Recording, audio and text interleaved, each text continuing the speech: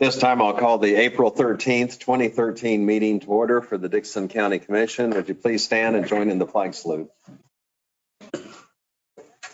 I pledge allegiance to the flag of the United States of America, to the republic for which it stands, one nation under God, indivisible, with liberty and justice for all.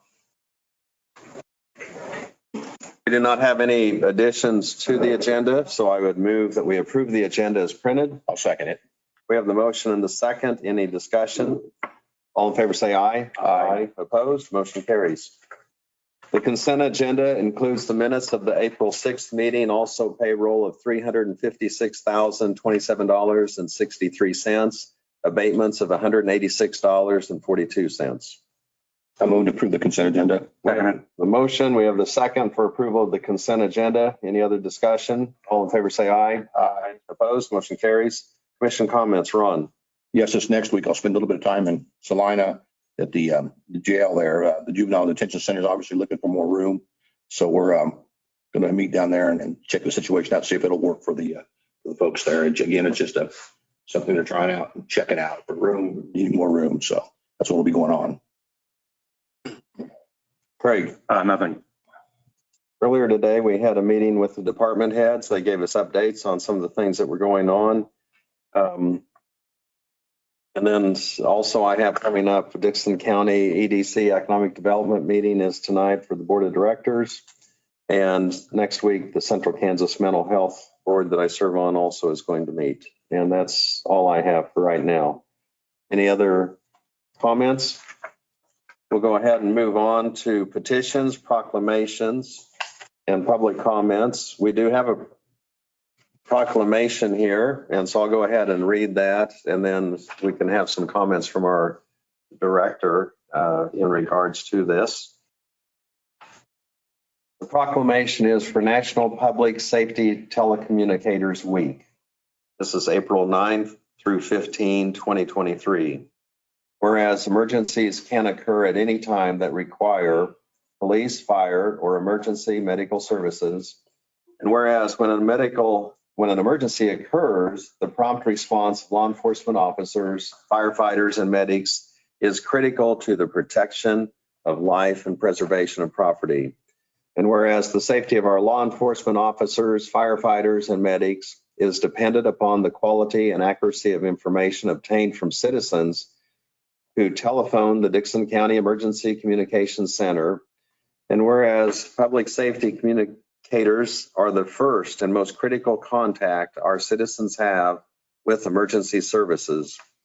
And whereas public safety telecommunicators are the single vital link for our law enforcement officers, firefighters, and medics by monitoring their activities by radio, providing them information and ensuring their safety. And whereas the public safety telecommunicators of Dickson County have contributed substantially to the apprehension of criminals, suppression of fires, and emergency medical treatments of patients. And whereas each dispatcher has exhibited compassion, understanding, and professionalism during the performance of their job in the past year. Now, therefore, be it resolved that the commissioners of Dickson County declare the week of April 9th through 15th, 2023 to be National Public Safety Telecommunicators Week in Dickinson County, in honor of the men and women whose diligence and professionalism keep our county and citizens safe. Signed this 13th day of April 2023. Is there a motion to approve this proclamation? I'll make a motion to approve the proclamation. I'll second it. We have the motion and the second to approve the proclamation. Any discussion of the commission before we vote on this? All in favor say aye. Aye. Aye. Opposed? Motion carries. Emily, we'll go ahead and have you come to the podium, and I want to give this to you, but also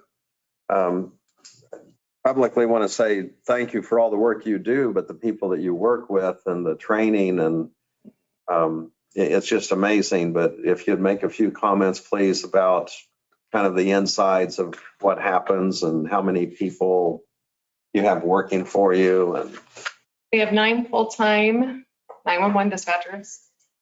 They have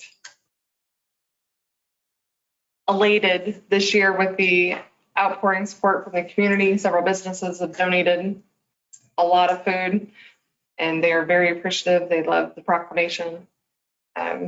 It's been a rough couple of years, but we're finding our footing and everything's running smooth. Well, I'm always amazed. There's so many different situations, but, also an emergency situation, people know to call in quickly. But as they do that, there's some special training you do as far as to gain information from them or calm them or. We do 6 months of training. I increased that when I took over in 2020. Yes. Yes. I forget. I'm sorry. We increased it because it takes 2 years to become a seasoned dispatcher, as in you don't have any extra questions. You can handle a situation confidently without having to look to somebody else. The average lifespan of a dispatcher right now is 1.7 years.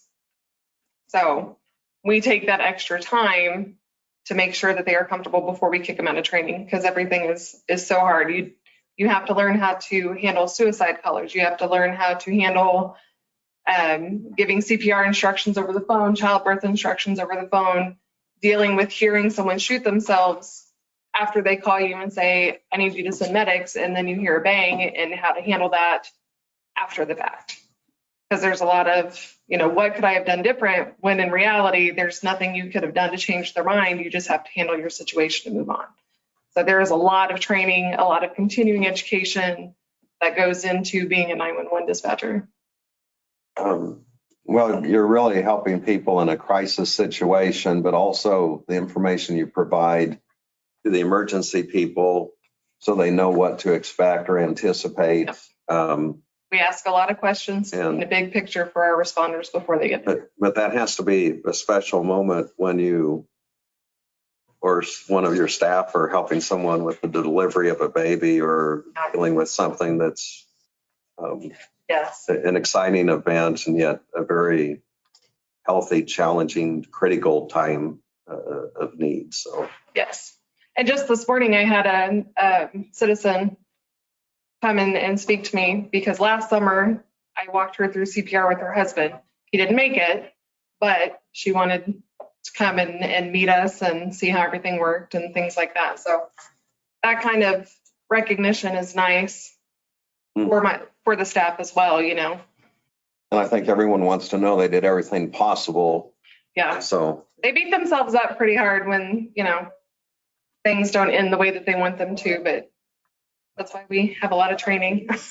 Well, thank you. And I'd present you with the proclamation and Thank you, Commissioner. pass that information on and the thank yous to your staff and I will do so. keep up the great work. Thank you. Yes, ma'am.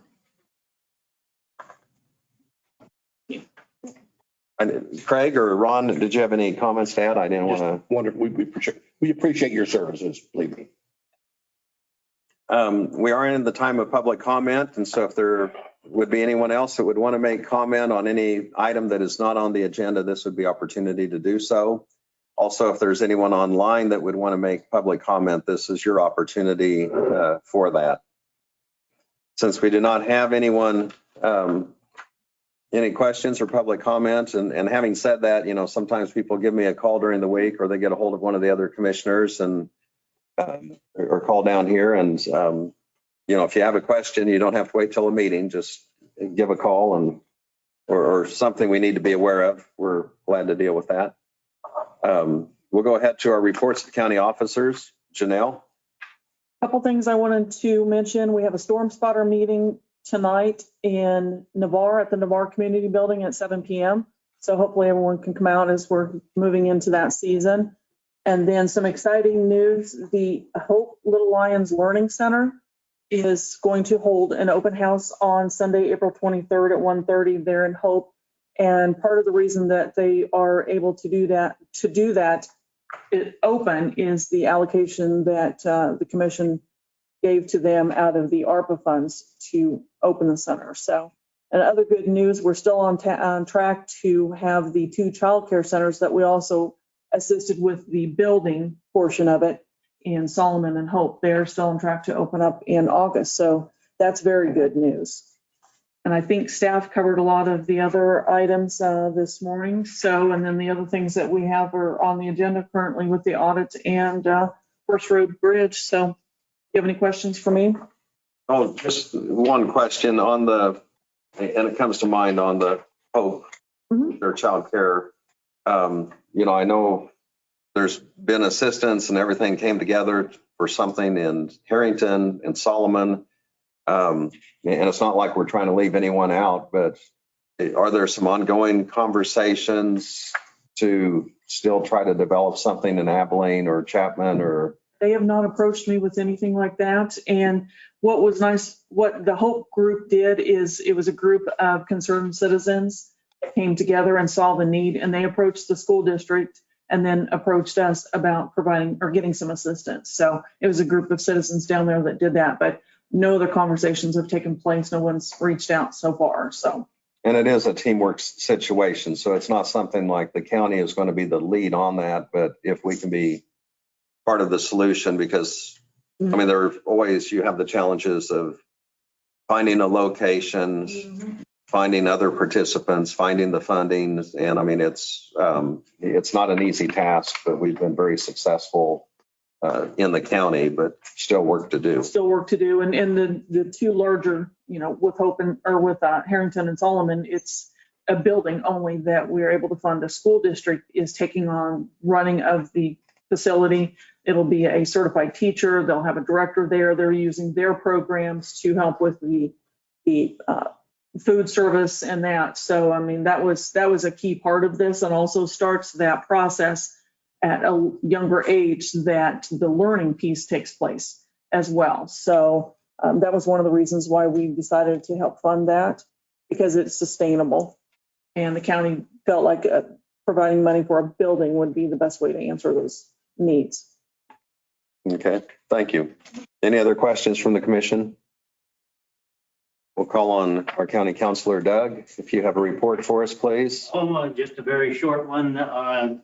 Judge Rozier had approved our journal entries. They are on file, so we're just waiting for the time to go by. And then we will be able to move forward with the tax foreclosure. We haven't set the date as of yet, but as soon as that time expires, then we will work that out and move forward with the foreclosures. All I've got. Thank you. Okay, thank you. Under notices and communications, we have a letter from the Department of the Air Force, and it's just to give us an update, a notice of some public meetings that they're going to be having. And this really not in Dickinson County. It's a more of a regional type meeting. I see one of the meetings is in Abilene, Texas, so it could be that they just saw the connection and wanted to advise us, but this really has more to do, it looks like, with an area in Missouri, but we'll review that. So we do have the information. Were there any other notices that anyone else did receive? I have a government technology magazine for review that I'd be willing to share. And There's nothing on the computer, man. okay, we do not have, well, one of these is by resolution, but I'll be under other business. So we'll go on from unfinished business to other business. The first item we have here is the approval of the fiscal year 2022 audit. Janelle, would you brief us on that, please? So April Schwartz from Barney and Associates was in, and they've compiled the audit for the past couple of years for us. Normally, because of the federal dollars that we've received, the threshold of $750,000, we have a single audit, which is a more intensive audit, but because it's strictly for the ARPA funds, they were able to do a compliance audit. I think that's how she called it, in place of that. So when they checked the expenditures, made sure we met the guidelines, and then reported on that. The audit was clean. There was no issues that came up. We had new software that Marcus was working with them to upload documents. So very pleased with the work that they performed for us, and they do a thorough check. I mean, they do a lot of offsite work, and then they were able to come here and spend a day. So I'm very pleased with how the audit turned out. So. Okay. Any questions from the commission? No questions. Is there a motion for approval of the audit? I'll move. I'll second it. We have the motion and the second for approval of the audit. I was not here during the work study for the presentation, but I do have the copy of it. And then also based on the report that Janelle gave that everything was in good standing. I'll go ahead and participate in the vote. The vote for approval, all in favor, say aye. Aye. Opposed, motion carries. Next item we have is to approve the proposal for construction of staking, observation, and materials. This is testing by Schwab Eaton for the bridge at 1145 First Road. And so Janelle, if you'd kind of give us the summation of what this involves and what this particular number with the share is. So this is basically a housekeeping matter. We participated in a cost share program through the state. And then also, since it is on the county line, we are participating with Clay County. And part of the county's responsibility for this program is to have engineering services there for observation, for materials testing, and staking during the entire process. So Schwab Eaton is our county engineer, and they've come forth with a proposal not to exceed $85,480. And that includes everything that we've mentioned. It's the forms that have to be filled out through KDOT. It's the staking, the observation for the process. And this is a 200-day bridge project that will take place. And then the testing that will go. Part of the reimbursement from Clay County covers their portion, and that is at 27%. So once we receive invoices from Schwab Eaton, then we will send that to them and then request our share. We have to submit our invoices on the project for the construction company, which happens to be Reese Construction, to KDOT, and their allocation is $610,624 is all they're allocating. And the bridge came in at $1.392 million, not $13 million, heaven forbid. So, the additional cost, what we were projecting that the bridge would be, is going to be absorbed by Dickinson County and Clay County. So we'll start that process. Okay, any questions from the commission or comments? Yeah, this latest bid here, that will be split 27. Yes. Yeah.